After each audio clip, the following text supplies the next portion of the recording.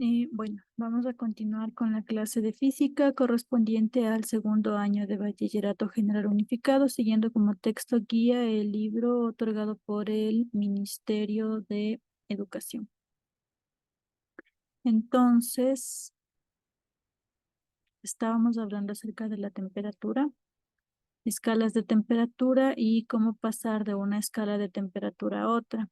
Entonces vimos el paso de escala en grados centígrados a grados Fahrenheit y a la temperatura absoluta que está dada por los grados Kelvin.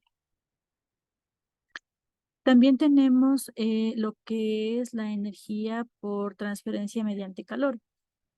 Y aquí vamos a ver que existen diferentes formas de conducir el calor. Entonces, primero, el calor es una forma de transferencia de energía que tiene lugar entre cuerpos debido a su diferencia de temperatura. Primero es.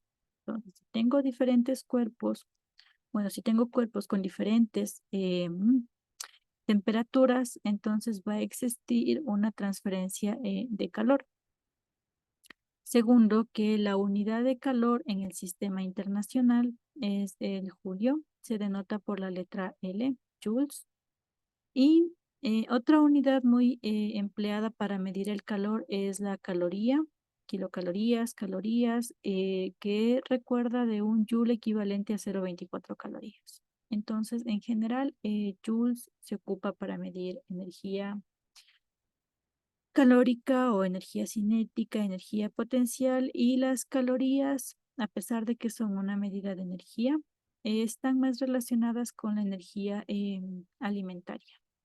Sí, entonces cuando nosotros comemos decimos una dieta de calorías, una dieta de 2000 calorías diarias, consumimos unas 600 calorías, bueno, en general. Está asociado las calorías a comida, sí, pero ambas son medidas de energía. Y tenemos que la transferencia de energía en forma de calor siempre va del cuerpo que está a mayor temperatura, del que está con mayor temperatura, hacia los cuerpos de menor temperatura. ¿Sí? Eso pasa siempre, de mayor temperatura al de menor temperatura. Y el proceso acaba cuando los dos cuerpos alcanzan el equilibrio. Entonces, una vez que ambos cuerpos han llegado al equilibrio, tienen la misma temperatura los dos, deja de existir esta transferencia de calor porque ya están en equilibrio. Entonces, ¿qué tipos de transferencia de calor existen? Existen la transferencia de calor mediante radiación, mediante convección y mediante conducción. Entonces, en el caso de la conducción, a todos nos ha pasado alguna vez que por error sujetamos una olla caliente o topamos una olla caliente y dependiendo si estaba demasiado caliente, la soltamos enseguida, porque el calor se ha transferido del metal de la olla directamente hacia nuestras manos, ¿sí? Por conducción, o sea, se conduce. El metal conduce el calor de forma muy rápida. Luego tenemos la convección, porque hierve el agua. Si es un líquido y no es que nosotros lo estemos agitando, ¿no es cierto? Lo que pasa es que se calienta el agua que está más cerca del fuego, ¿sí? Como se calienta, ya habíamos dicho que la temperatura aumenta por el incremento de la energía cinética de las partículas que están más cerca del fuego. Entonces incrementa la energía cinética de las partículas por convección, ¿sí? El movimiento interno del líquido, ¿sí? El líquido frío baja, el líquido caliente sube y se calienta nuevamente. Como bajó el líquido frío, ahora tengo líquido frío aquí que otra vez va a ser calentado por eh, la llama, y el líquido caliente va a estar ahora arriba, de tal forma que va a existir un movimiento interno entre el líquido en el agua, y por convección va a estar, se va a generar el calor, va a aumentar la temperatura. Existe transferencia de calor por convección en el agua cuando quiere hervir. Y por radiación, nosotros recibimos radiación del fuego cuando, bueno, si metemos la mano obviamente nos quedamos, pero no necesitamos meter la mano al fuego para saber que algo está caliente, ¿sí? Nosotros podemos sentir la temperatura de, de las llamas por la radiación que éstas emiten. sentimos la temperatura del Sol igual por la radiación que emite el Sol hacia la Tierra. Y de esta forma nosotros sentimos el calor. Esto con respecto a la temperatura y al calor. Ahora, también nosotros podemos hablar de lo que es la corriente eléctrica. Entonces, la corriente eléctrica es un tema también muy importante porque nos permite relacionar el movimiento de cargas positivas o negativas en diferentes materiales, en general materiales conductores, generalmente los metales. Entonces tenemos que el concepto de carga eléctrica está directamente relacionado a, bueno, sí, la corriente eléctrica está directamente relacionado al desplazamiento de un conjunto de cargas o un flujo de cargas entre dos puntos, entre dos puntos. Entonces, este flujo de cargas o este movimiento de cargas es lo que se denomina corriente. ¿Cómo se mueven las cargas? Se mueven de un mayor potencial a un menor potencial. Y las cargas siempre van a ir del lado de mayor potencial eléctrico al lado de menor potencial eléctrico mediante un conductor, en este caso generalmente representado por un cable. ¿Ya? Entonces nosotros tenemos aquí una representación de un cable, ¿sí? Y aquí esta letra S es importante porque es lo que conocemos como la sección transversal.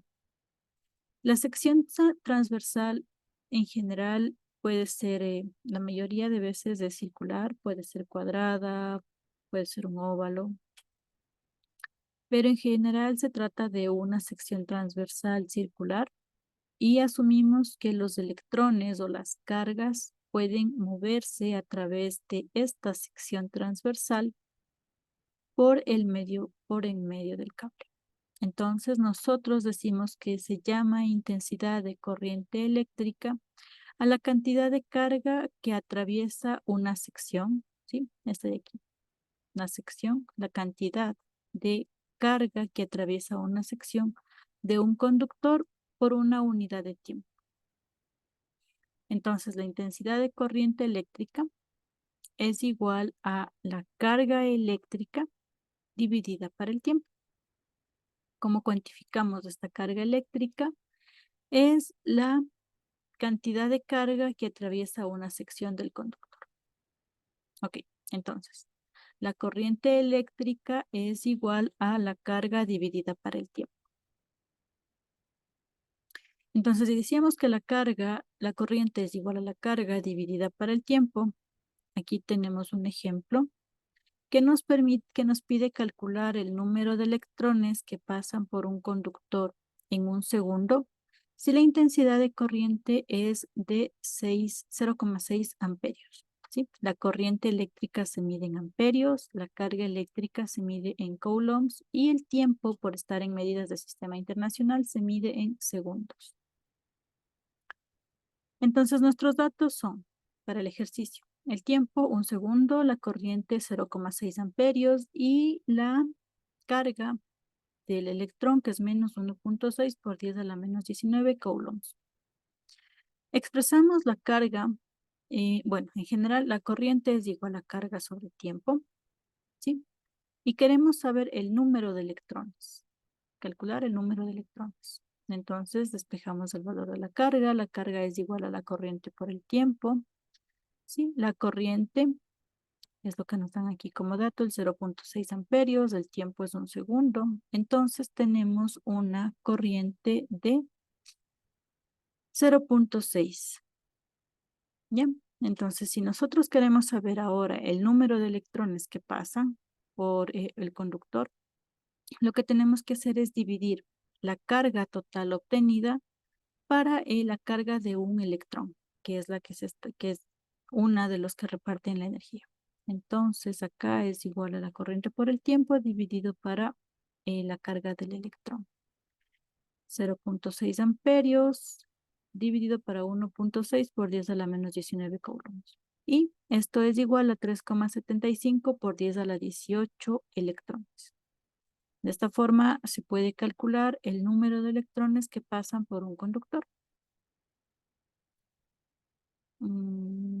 Ya, a ver, ya. Entonces, nosotros también, aparte de tener, bueno, tenemos uno de los elementos para la corriente eléctrica, que es la corriente eléctrica, pero también tenemos lo que es el potencial, que se denota con la letra V, y la resistencia, que se denota con la letra R.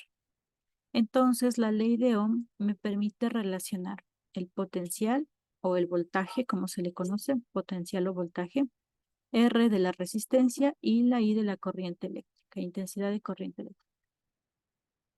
El cociente entre la diferencia del potencial aplicado a los extremos de un conductor y la intensidad de corriente eléctrica que circula por él es una constante denominada resistencia eléctrica del conductor.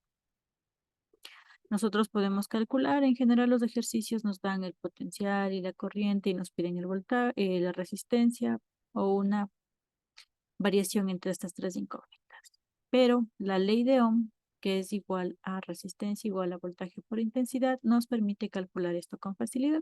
Aquí, por ejemplo, nos pide calcular la resistencia de un conductor por el que circula una corriente de 2 amperios cuando en sus extremos se aplica una diferencia de potencial de 12 voltios. Entonces tenemos la corriente de 2 amperios, el voltaje de 12 voltios y la resistencia es la división entre el voltaje y la corriente. Entonces esto es igual a 6 ohmios. ¿Sí? Y aquí, bueno, si cambiamos el voltaje, obviamente va a cambiar la resistencia.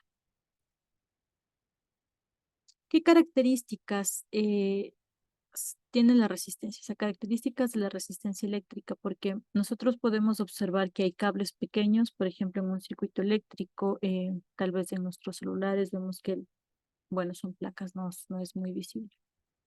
Bueno, hay circuitos eléctricos que tienen cables que son extremadamente delgados, generalmente cables de cobre, con unas dimensiones o una sección transversal extremadamente pequeña y también sus longitudes son pequeñas porque son circuitos pequeños y cortos. Pero no es lo mismo que tener un cable de luz de los que están afuera en los postes eléctricos. Entonces estos tienen una sección transversal mucho más grande y obviamente tienen una longitud considerable si hablamos de que van de ciudad a ciudad, entonces son kilómetros de cables, atravesando secciones transversales grandes. Entonces es algo de lo que seguramente depende la corriente eléctrica o el voltaje. Entonces existen características de la resistencia eléctrica. La resistencia eléctrica representa la oposición de un conductor al paso de la corriente eléctrica. Esto es importante porque ahora ya podemos decir o definir lo que es la resistencia eléctrica.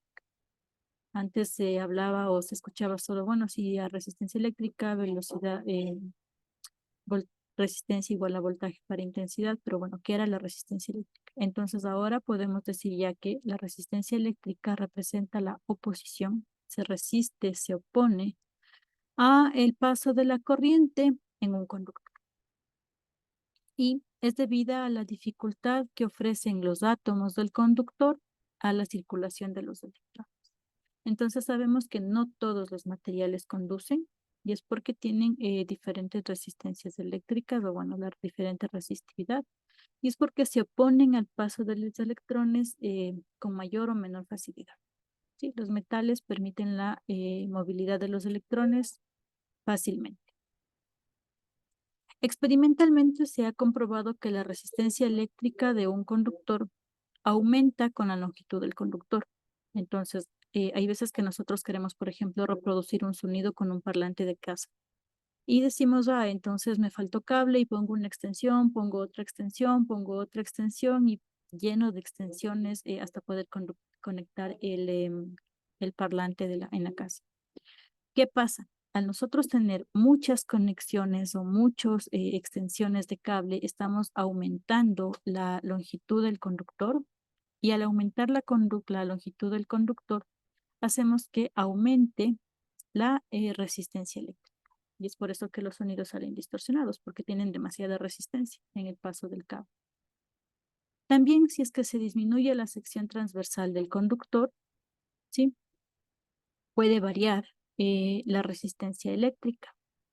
Y también depende mucho del material del que está fabricado, porque no es lo mismo que yo quiera hacer pasar una corriente eléctrica a través de un cable de cobre que a través de un cable de oro. Obviamente el de oro va a ser mucho más caro conseguir, pero presentan diferentes resistencias. Entonces, para tener en cuenta que de modo cuantitativo, las clases de material del que se compone el conductor, se introduce el concepto de resistividad. Esto me permite ver de qué material está hecho, o sea, cómo va a afectar a la resistencia eléctrica el material por el cual yo quiero conducir la corriente. ¿Cómo se relaciona? La resistividad se relaciona con la letra Rho, ¿sí? La letra griega Rho, y nos dice que es la resistencia eléctrica de un conductor que tiene la unidad de sección y la unidad de longitud. Entonces, R es la resistencia eléctrica, Rho es característica del material, es la resistividad del conductor, L es la longitud del material, S es la sección transversal. Aquí está. L, la longitud del material o del cable, S la sección transversal que presenta, y Rho es la resistividad del conductor. Entonces, para hacer esto de forma más visual, ponemos un ejemplo en el que decimos que disponemos de un hilo de aluminio y de un hilo de... disponemos de hilo de aluminio y de hilo de constanta, ambos con una sección transversal de 5 milímetros. Entonces, aparentemente son iguales, pero son de diferente material. Y calcular las longitudes del hilo necesarias para lograr que en ambos casos tengan una resistencia de 100. ¿Ya? Entonces, el radio, ¿sí? Es de 100 milímetros. Esto es 10 a la menos 4 metros. Tienen una resistencia de 100 ohmios, ¿sí? Aquí nos guarda, aquí es ohmios. Tienen una resistencia de 100 ohmios. Y la resistividad del aluminio es de 2,82 por 10 a la menos 8 ohmios por metro. Y la resistividad del constantán es de 4,9 por 10 a la menos 7 ohmios por metro. Primero tenemos que calcular la sección transversal S. ¿Sí? S de aquí es la sección transversal. La sección transversal de un cable generalmente es circular. Por lo tanto, esta sección transversal es el área de este círculo interno que existe, que es pi por el radio al cuadrado. Calculamos el radio, tenemos el valor de la sección transversal. Y la resistencia del conductor, como mencionaba acá, es la resistividad por la longitud dividido para la sección transversal. Entonces reemplazamos los valores en cada uno de los materiales, tanto el aluminio como el constantán, y tenemos que la longitud para el aluminio debería ser de 278 metros, mientras que la longitud del constantán debería ser solo de 16 metros. Entonces se necesita más hilo de aluminio que hilo de constantán. Y esto es debido a la resistividad que tiene cada uno. La resistividad del aluminio es mucho más alta, no, más baja, que la del constantán. Esto hace que los valores de longitud obtenidos para cada uno sean diferentes. Eso sería todo con respecto a la clase de física. ¿Sí? Tal vez alguna pregunta. Voy a tomar asistencia. Muchas gracias, Lili, por estar presente. Ok. Listo. Tal vez puede encender su cámara.